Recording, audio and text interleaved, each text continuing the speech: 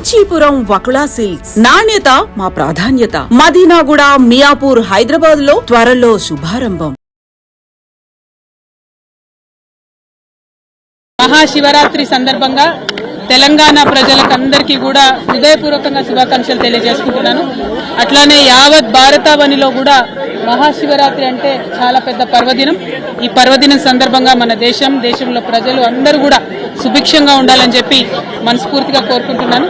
మన తెలంగాణలో దక్షిణ కాశీగా పిలువబడేటటువంటి వేములవాడ రాజన్న దర్శనం చేసుకోవడం నా పూర్వజన్మ సుకృతంగా నేను భావిస్తా ఉన్నాను. అది కూడా శివరాత్రి రోజు పొద్దున్నే అయ్యవారి దర్శనం, అట్లానే అమ్మవారి దర్శనం, లక్ష్మీ గణపతి దర్శనం చాలా అద్భుతంగా సాగింది. మరి మనకు వేములవాడ రాజన్న అంటేనే కోడెమొక్కల రాజన్న, మన తెలంగాణ ప్రజలకు కోరుకున్నది ఇచ్చేటటువంటి కొంగు బంగారం లాంటివాడు మన రాజన్నను అంతకుముందు ఆంధ్ర పాలకులు బద్నాం చేసిన విషయం మీకు తెలిసిందే.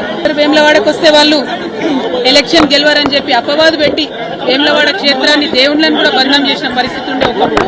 కానీ గత 10 సంవత్సరాలుగా కేసీఆర్ గారి పరిపాలనలో సిరిసిల్ల జిల్లాను ప్రత్యేకంగా క్రియేట్ చేసి మరి ఏర్పాటు చేసినటువంటి సిరిసిల్ల జిల్లాలో గర్వంగా సగర్వంగా మన రాజన్న పేర్లు పెట్టుకొని రాజన్న సిరిసిల్ల జిల్లా అని చెప్పి మనం ఏర్పాటు చేసుకోవడం జరిగింది.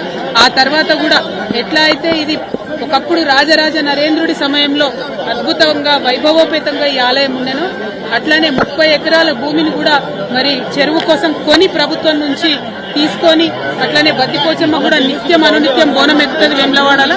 అటువంటి బద్దిపోచమ్మ డెవలప్మెంట్ కోసం కూడా 10 ఎకరాలు సపరేట్ గా కొని, ఎందుకంటే వేములవాడ దక్షిణ కాశీ అంటే ఎట్లుంటుందో ఉంటది, చిన్న చిన్న గల్లీలు ఉంటాయి, ఎవరు అమ్మేటటువంటి పరిస్థితి ఉండదు.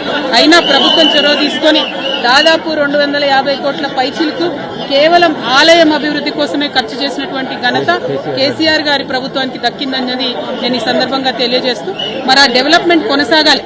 ప్రభుత్వాలు మారినంత మాత్రాన డెవలప్మెంట్ ఆగొద్దు. ఇప్పుడు ఏవైతే 30 ఎకరాలు మేము అక్కడ కొని మా ప్రభుత్వం నుండి రాజన్న వారి ఆలయానికి ఇచ్చినామో, మరి ఆలయంలో గుడి చెరువు దగ్గర డెవలప్మెంట్ అన్నది ఆగిపోయిందని ప్రయవారు చెప్తా ఉన్నారు. ఆ డెవలప్మెంట్ కంప్లీట్ చేయాలి. అక్కడ అనుకున్నటువంటి హాల్స్ కానీ, కళ్యాణ మండపాలు కానీ, చౌల్ట్రీలు కానీ ఇవన్నీ ఫినిష్ చేస్తే వచ్చిపోయేటటువంటి భక్తులందరూ కూడా మంచి ఉపయోగంగా ఉండేటటువంటి ఆస్కారం ఉంటుంది. అట్లనే సిరిసిల్ల రాజన్న జిల్లా అంటేనే మరి చేనేత అన్నల జిల్లా. మరి అదేవిధంగా చేనేతల కోసం కూడా అనేకమైనటువంటి కార్యక్రమాలు గౌరవనీయులు కేటీఆర్ అన్నగారు కూడా పెద్ద ఎత్తున టేకప్ చేయడం జరిగింది. కానీ అవన్నీ కూడా ఇప్పుడున్నటువంటి ప్రభుత్వ హయాంలో పడకేసిన ఈ నేతన్నకి ఇస్తా అన్నది ఏది కూడా ఇస్తలేరు.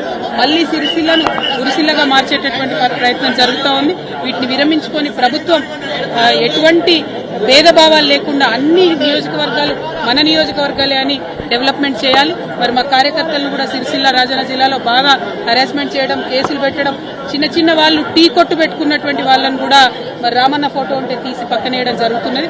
ఇంత భేదభావం అవసరం లేదు.